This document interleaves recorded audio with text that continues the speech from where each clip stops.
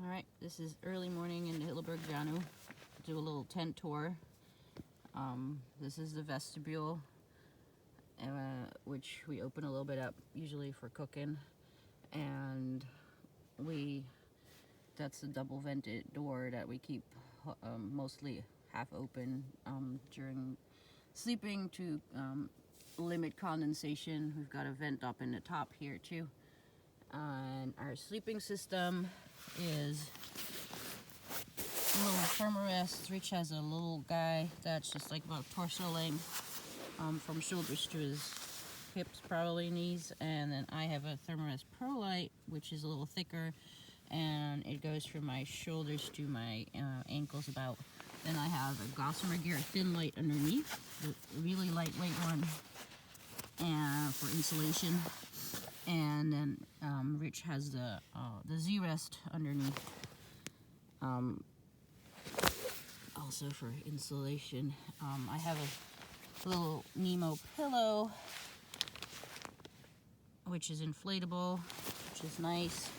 And we have the Feathered Friends sleeping bags. We have -15 for nice and warmth and fluffy. It's a little less fluffy right now. It got a little bit moist overnight.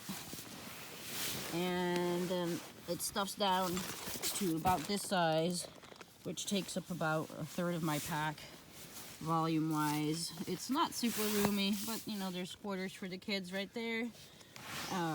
We can stuff our backpacks at the foot and some clothing on the side, and we have our clean canteen gossamer gear one right here, which is nice to sip out of and doesn't stay as cold as the hydro flasks.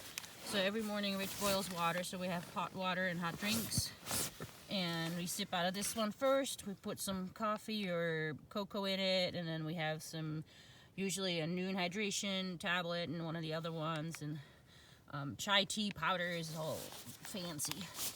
I got my little jetboil minimu. Rich has a giant MSR stove, which is outside on its side. We're really organized, and that is like a powerhouse. And let's see what else is there to talk about for gear. We got several sets of headlamps, lots of clothing. We've got the sealskin socks over regular socks because they're, look at that, because they keep our socks dry, but they're not as insulated as a lot of the nicer socks, so we just put liners in. And that's it for actual gear, I would say.